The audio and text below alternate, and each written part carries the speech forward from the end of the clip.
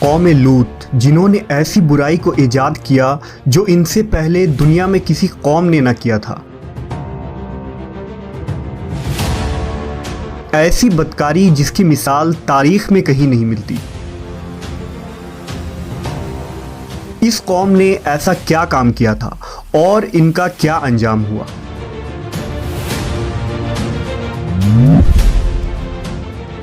حضرت لوط علیہ السلام اللہ کے ایک برگزیدہ نبی تھے۔ آپ کے والد کا نام ہاران تھا جو تاریخ کے بیٹے تھے۔ آپ کی پیدائش عراق کے قدیم شہر اور میں ہوئی تھی۔ اس شہر میں ابراہیم علیہ السلام کا مسکن تھا۔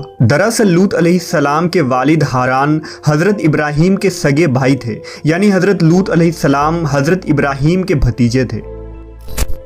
چونکہ حضرت لوط علیہ السلام کے والد ان کے بچپن میں ہی انتقال کر چکے تھے، لہذا حضرت لوط کو حضرت ابراہیم نے بیٹا بنا کر پالا تھا۔ آپ حضرت ابراہیم پر سب سے پہلے ایمان لانے والوں میں شامل ہیں۔ آپ حضرت ابراہیم کے زمانے میں اہل سدوم کی رہنمائی کے لیے نبوت کے منصب پر فائز ہوئے۔ حضرت لوط کے بہت سارے معجزات ہیں۔ آپ جس وقت بارش کے لیے دعا کرتے تھے تو آسمان بادلوں سے بھر جاتا اور خوب بارش ہوتی تھی۔ حضرت لوط جس پتھر پر سر رکھ کر سوتے، اس پتھر پر آپ کے سر مبارک کا نشان بن جاتا تھا۔ سدوم وہ علاقہ تھا جہاں لوط علیہ السلام مبعوث فرمائے گئے۔ سدوم کے آس پاس 5 نہایت ہی خوبصورت شہر آباد تھے، جن میں سے ہر ایک کی آبادی 1 لاکھ نفوس سے زیادہ ہی تھی۔ یہ علاقے نہایت ہی سرسبز و شاداب اور قدرت کی فیاضی کا حسین شاہکار تھا۔ یہاں باغات کی کثرت تھی، لہلہاتی کھیتیاں یہاں کی ضروریات سے کہیں زیادہ تھی۔ اردن، شام اور اسرائیل کے درمیان بسا ہوا یہ علاقہ نہایت ہی زرخیز تھا۔ وہاں طرح طرح کے اناج، پھل، میوے بکثرت پیدا ہوتے تھے، اور یہی وجہ تھی کہ آس پاس کے بستیوں کے لوگ بھی اپنی معاشی اور غذائی ضرورت کے لیے ان بستیوں کی طرف آتے تھے۔ مگر یہ بات اہل سدوم کے لوگوں کو بالکل بھی پسند نہ تھی۔ ان کے خیال میں ان کی بستیوں میں پیدا ہونے والے پھلوں، اناجوں اور سبزیوں پر صرف ان کا ہی حق تھا۔ وہ نہیں چاہتے تھے کہ دوسری بستیوں کے لوگ ان کے علاقے میں آئیں۔ ایک دن سدوم کے لوگ اس بات پر غور و فکر کر رہے تھے کہ باہر سے آنے والے لوگوں کو یہاں آنے سے آخر کیسے روکا جائے، کہ ابلیس ایک بزرگ کی شکل میں ان کے محفل میں آیا اور کہا، اگر تم ان سے پیچھا چھڑانا چاہتے ہو تو میرے کہنے پر عمل کرو۔ اس اجنبی بزرگ کی بات لوگوں نے بہت توجہ سے سنی۔ ابلیس نے کہا، میں کل بتاؤں گا۔ دوسرے دن ابلیس ایک خوبصورت جوان لڑکے کی بھیس میں آیا اور انہیں اپنی عورتوں کے بجائے مردوں کے ساتھ فعل بد کرنا سکھایا۔ ابلیس نے کہا کہ اگر تم ان بستیوں کے لوگوں سے نجات چاہتے ہو جو تمہاری بستی میں آ جاتے ہیں تو ایسا کرو کہ جب بھی کوئی شخص تمہارے علاقے میں آئے تو تم لوگ زبردستی اس کے ساتھ اپنی خواہش پوری کرو۔ اس طرح یہ لوگ اس بستی میں آنا چھوڑ دیں گے۔ اپنی نفسانی خواہشات کے لیے مردوں سے بدفعلی اس قوم کا دستور بن گیا تھا۔ یہاں بے حیائی عام ہو گئی تھی۔ حکمراں، سردار، رؤسا، ہر طبقے میں گھر گھر یہ عمل پھیل گئی تھی۔ بھری محفل میں یہ لوگ اس فحاشی کے کام کو کر کے خوش ہوتے تھے۔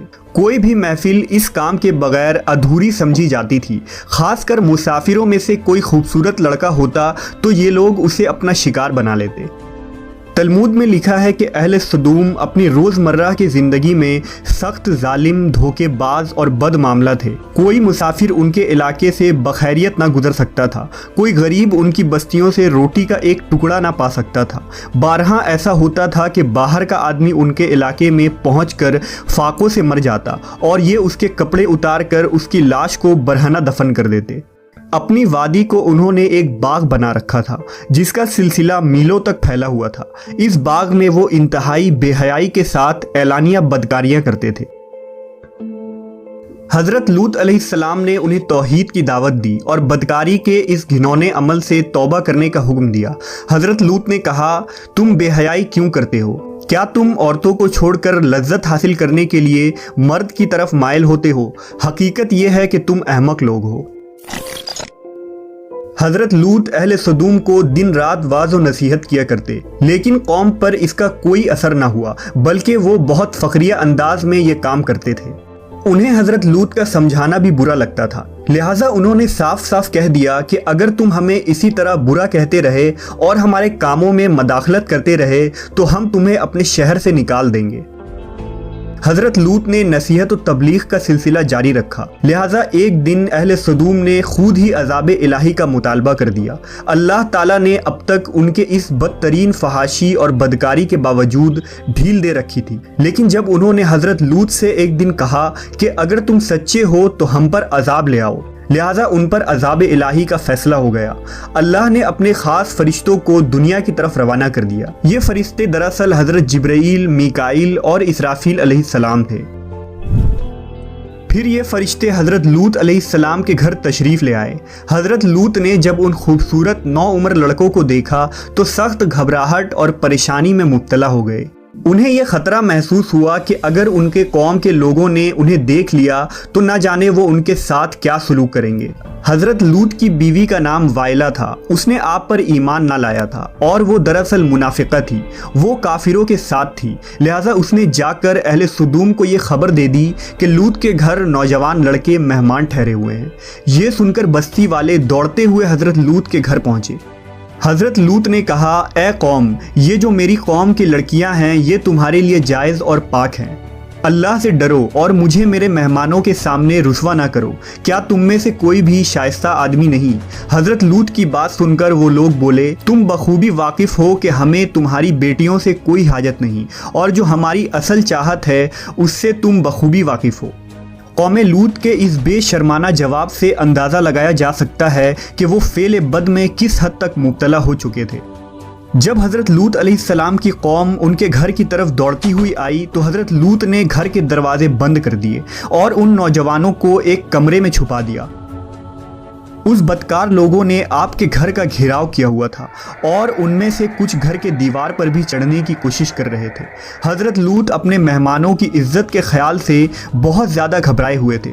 فرشتے یہ سب منظر دیکھ رہے تھے۔ جب انہوں نے حضرت لوط علیہ السلام کی بے بسی اور پریشانی کا یہ عالم دیکھا تو حقیقت سے پردہ اٹھاتے ہوئے یوں فرمایا، اے لوط، ہم تمہارے رب کے بھیجے ہوئے فرشتے ہیں، یہ لوگ ہرگز تم تک نہیں پہنچ سکیں گے۔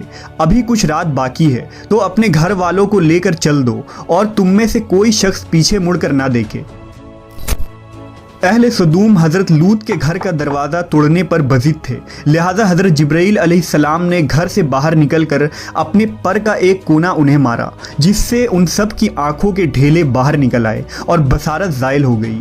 یہ خاص عذاب ان لوگوں کو پہنچا جو حضرت لوط کے پاس بد نیتی سے آئے تھے۔ حضرت لوط علیہ السلام حقیقت حال جان کر مطمئن ہو گئے اور اپنے گھر والوں کے ساتھ رات ہی کو نکل کھڑے ہوئے۔ بیوی بھی ان کے ساتھ تھی، لیکن کچھ دور جا کر وہ واپس اپنے قوم کی طرف پلٹ گئی اور قوم کے ساتھ جہنم رسید ہو گئی۔ صبح کا آغاز ہوا تو اللہ کے حکم سے حضرت جبرائیل نے بستی کو اپنے پر سے اکھاڑ دیا اور پھر اپنے بازو پر رکھ کر آسمان پر چڑھ گئے، یہاں تک کہ آسمان والوں نے بستی کے کتے کے بھونکنے اور مرغوں کے بولنے کی آوازیں سنی۔ پھر اس بستی کو زمین پر دے مارا، جس کے بعد ان پر پتھروں کی بارش ہوئی۔ ہر پتھر پر مرنے والوں کا نام لکھا ہوا تھا۔ جب یہ پتھر ان کو لگتے تو سر پاش پاش ہو جاتے۔ صبح سویرے شروع ہونے والا یہ عذاب اشراق تک پوری بستی کو نیست و نابود کر چکا تھا۔ قوم لوط کی ان خوبصورت بستیوں کو اللہ نے ایک انتہائی بدبودار اور سیاہ جھیل میں تبدیل کر دیا، جس کے پانی سے رہتی دنیا تک کوئی فائدہ نہیں اٹھایا جا سکتا۔ سمندر کے اس خاص حصے میں کوئی جاندار، مچھلی، میڈک وغیرہ زندہ نہیں رہ سکتے، اس لیے اسے ڈیڈ سی یعنی بحر مردار کہا جاتا ہے، جو اسرائیل اور اردن کے درمیان واقع ہے۔ ماہرین آثار نے 10 سالوں کی تحقیق و جستجو کے بعد اس تباہ شدہ شہر کو دریافت کیا تھا۔ تحقیقات سے پتہ چلا تھا کہ اس شہر میں زندگی بالکل ختم ہو چکی ہے۔ اس شہر کے راستے اور کھنڈرات کو دیکھ کر آرکیولوجسٹ نے یہ اندازہ لگایا کہ جب یہ شہر تباہ ہوا تو اس وقت لوگ روزمرہ کے معمولات کے کاموں میں مشغول تھے اور یہاں زندگی اچانک ختم ہو گئی تھی۔ اہل سدوم جنہیں پتھر بنا دیا گیا تھا، ان کے بت ابھی تک بحر مردار کے پاس موجود ہیں، جو تا قیامت لوگوں کے لیے ایک عبرت ہے۔ آج یورپی ممالک میں انسانی آزادی کے نام پر اس بدکاری کی اجازت دی جاتی ہے اور اس فحش عمل کو فخر سمجھا جاتا ہے، مگر حقیقت یہ ہے کہ ہم جنس پرستی بالکل فطرت کے خلاف ہے، جس سے انسانی معاشرہ تباہ و برباد ہو جاتا ہے۔ روایتوں کے مطابق ایک مرتبہ حضرت سلیمان علیہ السلام نے شیطان سے پوچھا کہ اللہ کے نزدیک سب سے بدترین عمل کیا ہے؟ ابلیس بولا، جب مرد مرد سے بدفعلی کرے اور عورت عورت سے خواہش پوری کرے۔ حضرت ابن عباس سے روایت ہے کہ رسول اللہ صلی اللہ علیہ وسلم نے فرمایا کہ اس شخص پر اللہ پاک کی لعنت ہو جو قوم لوط والا عمل کرے۔